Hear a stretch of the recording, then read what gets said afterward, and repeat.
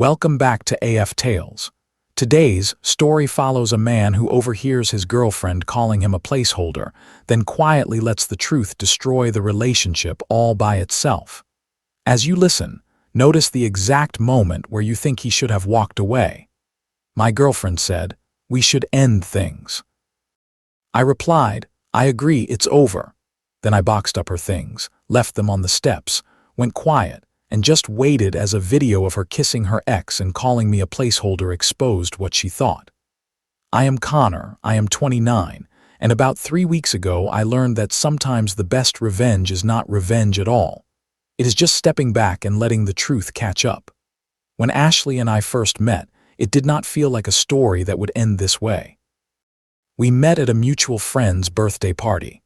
One of those crowded apartment nights with bad lighting, loud music, and too many shoes at the door. I was the guy in the kitchen helping restock ice, trying not to be awkward. She was the girl in the living room telling a story with her hands, laughing in a way that made people turn to look. At some point our friend dragged me over and said, "Ashley, this is Connor, you two will get along." And somehow we did. She was fun and outgoing, the kind of person who could talk to anyone. I was quieter, more reserved, but she called it calm energy. We spent most of the night talking on the balcony about music and travel and stupid childhood stories. A week later we were dating. A few months after that we had a rhythm, dinner dates, movie nights, weekend drives to little towns a few hours away. She liked trying trendy places. I liked simple stuff. Somehow we met in the middle. She pulled me out of my shell and I gave her a place to land when she was tired of performing for everyone else. People told us we looked good together. Friends said we balanced each other out. Her parents liked me. My sister said Ashley seemed fun. It looked like a solid relationship from the outside. For the first year, it mostly felt that way. Around the 14-month mark, things started to shift, and it took me a while to realize it. It began with small comments. We would be out with friends, and I would do something normal, like step aside to let someone else talk, or shrug off a rude remark, and she would smile and say, "Connor is just too nice for his own good," like it was cute and annoying at the same time. Or we would be making plans and I would say, "I am not really into that bar," and she would joke, "You need to toughen up, babe." "Live a little." She said it lightly, so I laughed it off. At first, I honestly thought she was just teasing. Everyone teases their partner a little. I did not want to be the guy who could not take a joke, but the comments changed tone bit by bit. "Sometimes I wish you would just take charge," she said once when we were picking a restaurant. "You are too comfortable letting everyone else decide." Or, "You know, my ex was such an alpha. He would just book things and tell me when to show up. It was hot. You are different," she would add in a good way, but the pause before those words always felt too long. This was the first red flag I ignored. When someone tells you who they admire, they are also telling you what they wish you were. I tried to brush it off. I work in IT. I am not a CEO or some flashy entrepreneur. I like my job. I like my quiet hobbies. I have always been the nice guy, the one people describe as approachable, easygoing, safe. Those words sound positive until someone uses them as a way to say you are not enough. 3 weeks ago, we went to her friend Madison's apartment for a game night. There were 8 of us there, some couples, some single friends. Cards on the coffee table, music in the background, empty bottles on the counter. It felt like any other weekend. At some point in the evening, I got up to grab another beer from the kitchen. The kitchen was open to the living room, but the fridge was tucked around a little corner. When I opened the fridge, I heard Ashley's laugh drift over the music. It was a tone I recognized, the one she used when she was winding up to say something sharp and call it a joke. "I mean, Connor is sweet, but you know," she said. Madison and her other friend, Taylor, murmured something I could not hear. Then Ashley continued. "He is like the guy women date only to pass time," she said. "You know what I mean. He is nice and stable and all that, but he is not the guy you end up with. He is the placeholder." There was a beat of silence. Then Madison and Taylor laughed, not the shocked kind of laugh, not the "oh no, that is harsh" kind. Just regular laughter, amused like she had told a clever joke at my expense. "That is so mean. Taylor said, still giggling. It is true, though, Ashley said. Like, I love him, but sometimes I look at him and think, what am I doing? He is not ambitious. He is not exciting. He is just there. I stood in the kitchen, fridge door open, holding a beer I had forgotten to actually grab, and felt like the floor had shifted under me. Placeholder. Not the guy you end up with, just there. For a few seconds I just stared at the shelves in the fridge and listened to my own heartbeat in my ears. Then I closed the fridge, took the beer, took a breath, and walked back into the living room. I did not say a word about what I had heard. I sat back down in my spot, smiled when someone made a joke, played the next hand of cards, answered when Ashley leaned her head on my shoulder like nothing had happened. On the outside, I was the same Connor. On the inside, something quietly snapped. When we left Madison's place around midnight and walked to her car, she was in a good mood. She talked about how fun the night was, how we should host the next one. You okay? She asked when she finally noticed I was quieter than usual. Yeah, I said, just tired. You have been quiet all night, she said. Have I replied. She watched me for a second, like she was trying to read me, then shrugged. You are always quiet, she said, and started humming along to the song on the radio. I dropped her off at her apartment, went up for a bit, pretended everything was fine, and left around 1 in the morning. The drive back to my place was the longest 15 minutes of my life. No music, no podcasts, just me and the word placeholder echoing around in my head. At home, I lay in bed and stared at the ceiling for hours. Every memory of the past 18 months played back in my mind with a new filter. The times she compared me to her ex, Brandon, and called him the kind of guy who walks into a room and everyone notices. The way she would introduce me to new people as Connor, he is super nice, but never anything beyond that. The times she had asked if I ever thought about changing careers, doing something bigger, in a tone that made my job sound like a hobby. It hit me that Ashley had probably never really seen me as a long-term partner. I was more like a comfortable waiting room while she figured out what she wanted. Many people stay right there. They hear the insult, they feel the sting, but they cling to the version of the relationship they wish they had instead of the one they actually do. The next morning, Sunday, she texted me around 11. Brunch, she wrote, miss you. 2 words and a food, classic Ashley. I stared at it for a while. Then 2 hours later I replied, cannot today. Got some stuff to take care of. She sent a sad emoji. Tomorrow then, she asked. I will let you know, I wrote. I did not let her know. Monday came and went. I went to work, did my projects, came home, cooked dinner, watched something forgettable, went to bed. Ashley texted a few times, little check-ins. I replied late or not at all. Tuesday evening she called. I let it go to voicemail. Connor, are you mad at me? She said in the message. What is going on? We have barely talked. Can you please call me? I replied by text. Not mad, I wrote. Just busy. It was not a lie.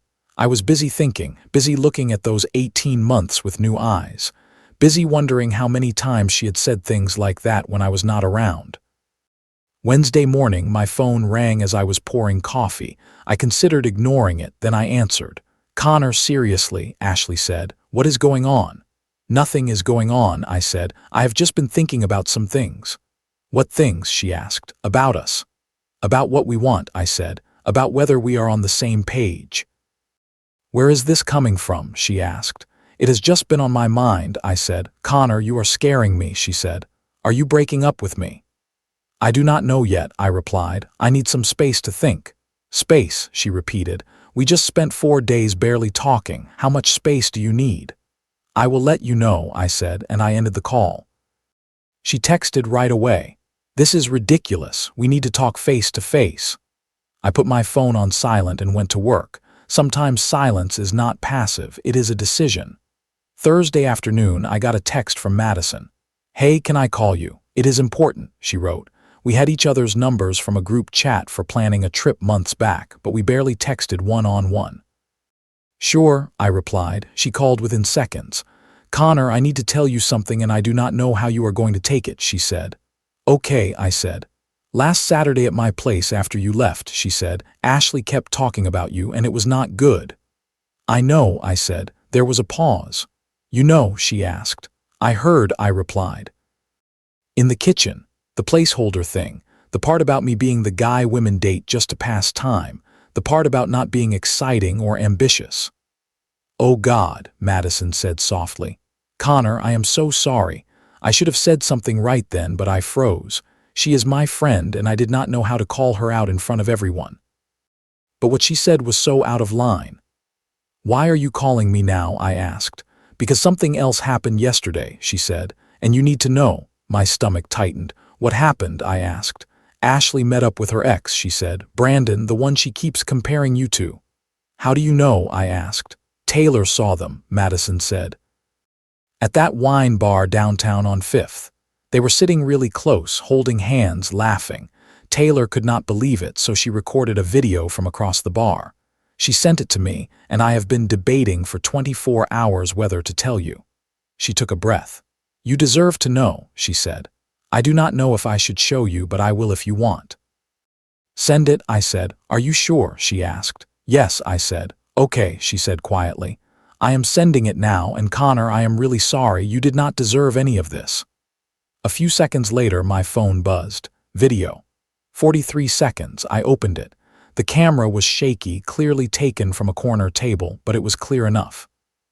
Ashley sitting in a booth, leaning toward a guy I had only seen in old photos before. Brandon, her ex, his hand resting over hers on the table, both of them smiling at each other like no one else was in the room. At around the 30-second mark, he leaned in and kissed her. It was not a quick peck.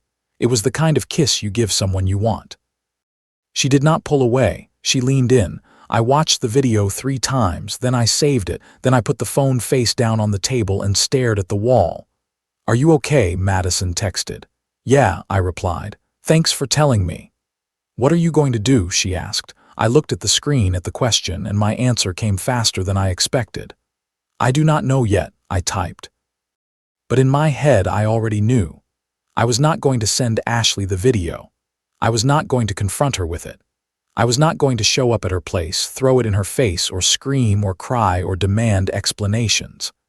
I did not want to give her another chance to twist things, minimize, blame alcohol, blame me, call me insecure, say it was a moment of weakness. I was not going to do anything. I was going to let whatever was coming come. Sometimes the strongest move is no move at all. When someone has already dug the hole, you do not have to push them. You just have to stop pulling them out. That evening, Ashley texted. I cannot do this anymore, she wrote. I am coming over tomorrow. We need to talk. I did not respond. Friday afternoon, around 3, my doorbell rang. I checked the peephole. Ashley stood there, eyes red, mascara streaked down her cheeks, hair pulled back in a messy bun. The kind of look that says she had been crying long enough to get tired of herself. I opened the door. She walked in without waiting to be invited. Someone sent me a video, she said. I closed the door quietly. What video? I asked. Do not play dumb, she said. A video of me and Brandon at the wine bar. Someone recorded us and sent it to me. Do you know anything about that? Why would I know anything about that? I asked. Because the timing is weird, she said. You have been distant all week and then suddenly this video shows up from a random number. It is too much of a coincidence. I did not send you anything, Ashley, I said. But you knew, did you not? She asked. You knew I met up with Brandon. Knew what? I asked. She looked at me, then dropped her eyes. That I met up with him, she said. That she stopped herself. That you kissed him, I said. Her face crumpled. It did not mean anything, she said quickly. I was confused. You were being weird and distant, and he reached out, and I just wanted to feel wanted for once. For once, I repeated. What does that mean? You know what I mean, she said. You are so passive, Connor. You never fight for me. You never make me feel like you actually want me, and Brandon does, or he did. I do not know. I made a mistake. I am sorry. I watched her stand there in my living room, tears streaking down her face, and I waited for the familiar tug in my chest, the urge to comfort her, to say we could work it out. It did not come. Instead, I felt a kind of calm. Who sent you the video? I asked. I do not know, she said. It came from a number I do not recognize, no message, just the video. It is like someone wanted to ruin my life, or yours, or both. Or someone wanted you to see what you did, I said. Maybe someone who could not listen to you call me a placeholder and then watch you cheat on me in the same week. Her eyes widened. What, she whispered. I heard you, I said, Saturday night at Madison's, when you told them I am the guy women date to pass time, when you said you do not know what you are doing with me because I am not exciting, not ambitious, just there. She went still. Connor, I was drunk, she said. I did not mean any of that. Yes, you did, I said. Drunk words are sober thoughts. You have been thinking it for a long time. You just finally said it out loud. She wiped her face with the back of her hand. I love you, she said. No, I replied. You love having someone stable while you chase a feeling somewhere else. You love having a safety net. You do not love me. She stepped closer. Can we please just talk about this? She asked. We can work through it. I will cut him off. I will do whatever you want. We have been together 18 months. You cannot throw that away over one mistake. It is not one mistake, I said. The kiss is just the part that got recorded. The disrespect has been there for months. She shook her head. That is not fair, she said. What is not fair, I asked. Spending a year and a half with someone who sees me as temporary, having my partner compare me to her ex and find me lacking, having you run back to him as soon as things feel hard, that is not fair. She sat down on my couch and covered her face with her hands. What do I do now? She whispered. That is not my problem, I said. You need to leave. She looked up, searching my face for something. Connor, please, she said. Do not end it like this. I am sorry. I know I messed up. I will do better. I will go to therapy. I will do whatever you want.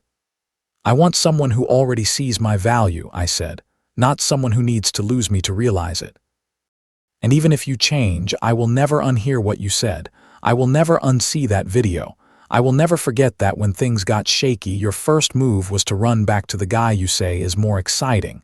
Her shoulders slumped. So that is it, she said. We are done. Yes, I said. We are done. She stood slowly, picked up her purse and walked to the door. At the doorway, she turned back one more time. I am sorry, she said softly. I know you are, I said, but sorry does not fix this. She left. I closed the door, locked it, and for the first time in 18 months, my apartment felt like mine again. That night was quiet. I ordered takeout, put on a movie I barely watched, and went to bed early. I slept better than I had in weeks. The next morning, Madison texted. I heard what happened, she wrote. Are you okay? Yeah, I replied. I am good. Thanks again for sending that video. I did not send it to Ashley, she wrote back. I only sent it to you. Then who did? I asked. Taylor, she replied. She felt guilty for laughing when Ashley called you a placeholder. She said she could not live with herself if you kept dating someone who talked about you like that, so she sent the video from a burner number. Tell Taylor thank you, I wrote. I will, Madison replied. For what it is worth, you handled all of this with a lot of class. Ashley is a mess right now. She keeps calling everyone trying to figure out who recorded her and who sent it. Let her figure it out, I replied. I did not do anything. She is the one who cheated. True, Madison wrote. And hey, if you ever want to grab coffee or something, let me know. You seem like a good guy who got dealt a bad hand. Thanks, I wrote. I will keep that in mind. 3 weeks have passed since that day. Ashley tried calling a few times that first week. She sent long texts about how she had made mistakes, how she was scared of commitment, how she was working on herself and wanted a chance to prove it. I did not respond. Eventually, the messages stopped. I ran into Taylor at a coffee shop a few days ago. She hesitated before coming over, then walked up. Connor, she said, I just wanted to apologize for that night at Madison's. I should have shut Ashley down when she called you a placeholder. I laughed instead and I felt horrible after you left. When I saw her with Brandon, I just knew you needed to know who you were really dating. You did the right thing, I said. You did not cause any drama, you just exposed what was already there. You are taking this really well, she said. I know I dodged a bullet, I replied. Ashley showed me who she was. I finally believed her. Taylor smiled a little. You are a lot stronger than she gave you credit for, she said. Yeah, I said. I am starting to realize that. Later, Madison told me that Ashley and Brandon tried to get back together. It lasted about a week. According to Madison, he liked the rush of sneaking around, but once it turned into regular texting and actual plans, he lost interest. Ashley has been telling some people that I was controlling, that I was paranoid, that I overreacted. The people who know me and saw what happened are not buying it. The rest are not my concern. I am doing better than I expected. I have been working out more, spending time with friends I had let slide, getting back into hobbies I put on the back burner, like learning guitar and messing with small woodworking projects. I'm not trying to jump into another relationship. I am trying to remember who I am when I am not busy convincing someone else that I am enough. Last night, I got a text from an unknown number. "I know you do not want to talk to me," it said, "but I just wanted you to know I am sorry. You deserved better than how I treated you. I was selfish and cruel and I took you for granted. I hope you find someone who appreciates you." It was Ashley using a friend's phone. I read it twice, then I deleted it. Because the truth is, I do not need her apology anymore. I do not need her to understand my worth or say I deserved better. I already know I did. Ashley called me a placeholder. She said I was the guy women date only to pass time. Maybe that is true for some women. But those are not the women I want. I want to be with someone who sees me as the destination, not the detour. Someone who thinks nice and stable and kind are the foundation, not the consolation prize. And I am willing to wait for that, instead of trying to convince someone who has already decided I am not enough. The video Taylor sent did not just expose her cheating. It exposed the truth of our whole relationship. She was never really in it for the long term. She was just killing time until something more exciting came along. I was never going to win in that setup, no matter how hard I tried. So instead of fighting for her, instead of begging, instead of doing more, I did the only thing that protected my dignity. I let her go. Here are the lessons I took from all of this. Lesson 1. When someone shows you they see you as temporary, believe them. You cannot force a person to see your value if they have already decided you are just passing time. Lesson 2. Comparing a partner to an ex over and over is not harmless. It is a warning that they are still stuck in the past and measuring you against someone you never agreed to compete with. Lesson 3. Disrespect that happens behind your back is just as real as disrespect to your face.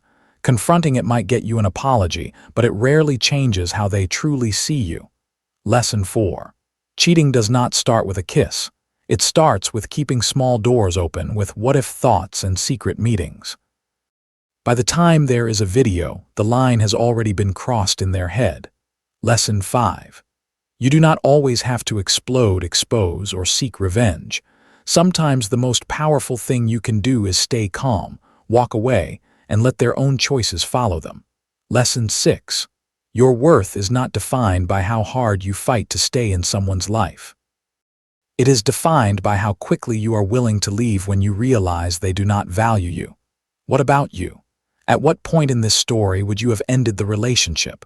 When you heard the placeholder comment, when you saw the video, or even earlier? And have you ever felt like someone's placeholder instead of their choice?